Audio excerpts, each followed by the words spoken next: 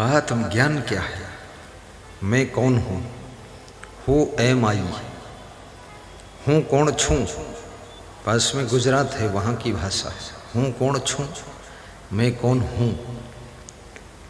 तुम स्त्री नहीं हो, तुम पुरुष नहीं हो, तुम शरीर नहीं हो, तुम बच्चे नहीं हो, बूढ़े नहीं हो, जवान नहीं हो। ये तो शरीर की पर्याय है। शरीर कभी बालक के रूप में रहता है, कभी युवावस्था में पहुँच करके नौजवान कहा जाता है। शरीर कभी बूढ़ा भी हो जाता है, फिर जर्जर भी हो जाता है और शरीर मर भी जाता है। मृत्यु अनिवार्य है। जन्म होने के बाद मृत्यु प्रारंभ हो जाती है। जितने दिन तुम जीते हो उतने दिन कुल उम्र में से मरते चले जाते हो। लेकिन जो तुम रोज जीते हो, रोज मरते हो, उस मृत्यु को कोई देख नहीं पाता है। उस मृत्यु की किसी को चिंता नहीं। तुम्हारे माँ बाप को भी दुख नहीं, भाइयों को दुख नहीं। प्रति वर्ष जन्मदिन मनाते हैं, जन्मोत्सव मनाते हैं। अब ये पता नहीं है कि 1 साल मेरा बेटा जी चुका है, अर्थात कुल उम्र में से 1 साल मर चुका है, 1 साल खर्च हो चुका है। शायद मृत्यु को भुलाने के लिए आदमी जिंदगी भर जन्मोत्सव मनाता रहता है। लेकिन आपकी कुर्सी के नीचे सांप बैठा है, आप उसको भुला दो तो क्या सांप नहीं है? सांप है। जान जाओगे तो शायद वहाँ से उठ के अलग बैठ सकते हो, बच सकते हो। और आप भुला दो, सोचो नहीं है, लेकिन है और काट सकता है। इसलिए मृत्यु को याद रखो। एक दीवार पर लिखा था कि जब अहंकार आए तो कभी कभी शमशान में चले जाया करो और वहाँ बैठकर थोड़ी देर ध्यान कर लिया करो। ध्यान करने से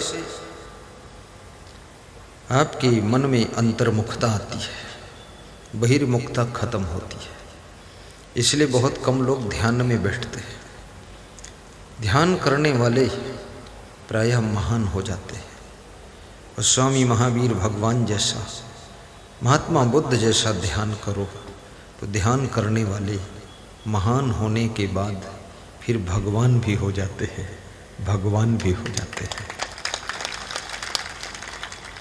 अनावश्यक दृश्यों को इन आँखों से देखिए मत, अनावश्यक बातों को इन कानों से सुनिए मत, अनावश्यक बातों को अपने मुख से बोलिए मत, अनावश्यक कर्मों को अपने हाथों से करिए मत, अनावश्यक जगहों पर पैरों से चलकर मत जाइए। तो क्या गाड़ी में बैठकर चले जाइए? नहीं, जाना ही नहीं।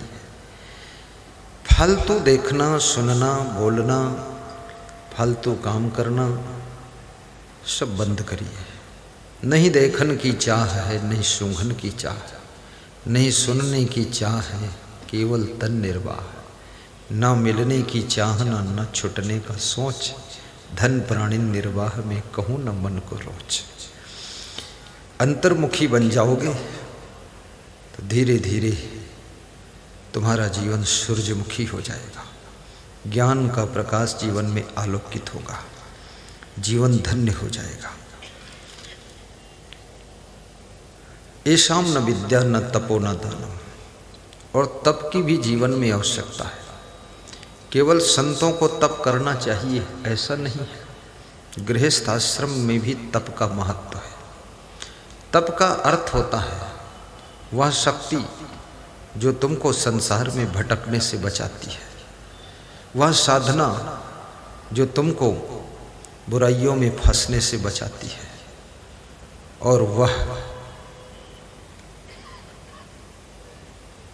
तप शक्ति है जिस शक्ति से तुम्हारे कलमश, कसाय और मन का मैल सब जलकर भस्म हो जाता है।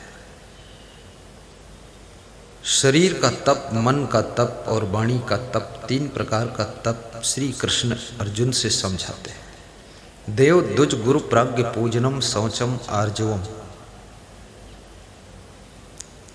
आचार्य उपासनम ब्रह्मचर्यम अहिंसा चा शारीरम तपः उच्यते। श्री कृष्ण कहते हैं देवता, देवी देवता, दुज, दुज किसे कहते हैं? दुज उसे कहते हैं जिसके शरीर का जन्म तो माता पिता से हुआ है, लेकिन संस्कार का जन्म भी किसी महान गुरु के द्वारा हो चुका है, उसे दुज कहते हैं। दुज शब्द बड़ा महत्वपूर्ण है। दुजन्मा, जिसके दो जन्म हुए हैं, शरीर का जन्म और संस्कार का जन्म। केवल मनुष्य के शरीर के रूप में तुम जन्म ले लो, इससे तुम मनुष्य नहीं हो सकते हो।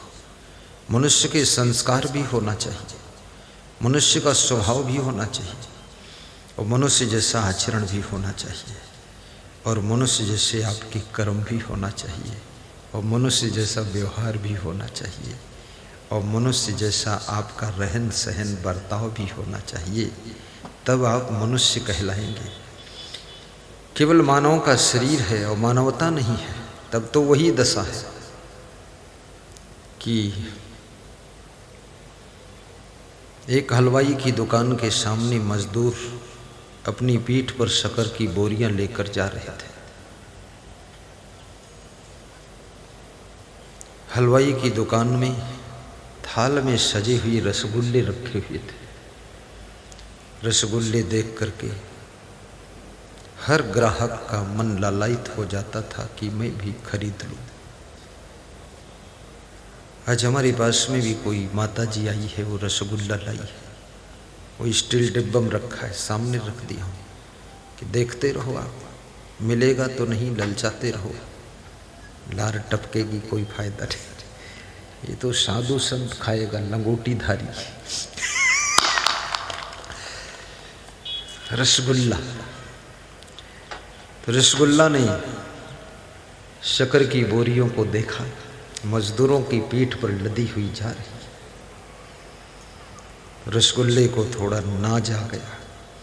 कभी कभी अहंकार आता है, ये बड़ा विचित्र अहंकार है। अपने से दयनीय स्थिति में दूसरों को देख करके खुद के अंदर अहंकार का जन्म हो जाता है कि मैं बहुत एडवांस हूँ। लेकिन याद रखना, जो आज जीरो है कभी वो भी हीरो हो सकता है, और जो आज हीरो है वो गलती करेगा तो जीरो वो भी हो सकता है। अच्छाइयाँ आपको समाज में हीरो बना देती है, और बुराइयाँ हीरो को भी जीरो बना देती हैं, जीरो बना देती है। हमेशा सावधान रहो। रसगुल्ले ने कहा, ये चीनी बहन, एक तेरी जिंदगी है और दूसरे देख मेरी जिंदगी है।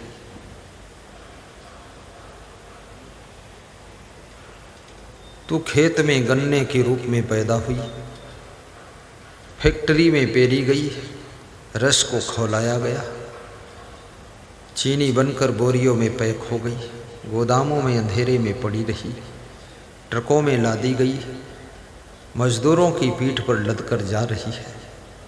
क्या तेरी जिंदगी है, और देख मेरी जिंदगी, मेरा कितना सम्मान है। हलवाई की दुकान में थाल में सज कर बैठा हूँ, जो ग्राहक आता है हर कीमत चुका करके मुझको खरीद कर ले जाता है। ये मेरा सम्मान और ये तेरा अपमान। चीनी बहन से रहा ना गया। चीनी ने हंसकर कहा, ये रसगुल्ले भाई, बहुत नाज नखरे से बात मत करो। जब तक मैं तुम्हारे साथ में हूँ तब तक तुम रसगुल्ला हो। जिस दिन मैं तुम्हारा साथ छोड़ दूंगी उस दिन केवल गुल्ला गुल्ला रह जाओगे, रसगुल्ला नहीं कहे जाओगे। रसगुल्ला का अहंकार ठंडा हो गया कि बात सत्य है, यही चीनी मेरे साथ है, इसीलिए मैं रसगुल्ला कहलाता हूँ। इसी प्रकार से जब तक आपके अंदर मानवता है तब तक ही तुम मानव कहलाते हो। जिस दिन मानवता की चीनी आपके साथ में नहीं होगी उस दिन तुम मानव नहीं कहला सकोगे, उस दिन तुम फिर दानव कहलाओगे। और दानव अगर हो गए तो धरती पर हर मानव को जीना मुश्किल कर दोगे। इसलिए मानव से दानव मत बनो, बल्कि दानव से महामानव बनो, देव मानव बनो और इस धरती को स्वर्ग बनाओ और जियो और जीने दो का फार्मूला स्वामी महावीर का प्रचार प्रसार करो कि खुद भी जियो और दूसरों को जीने दो।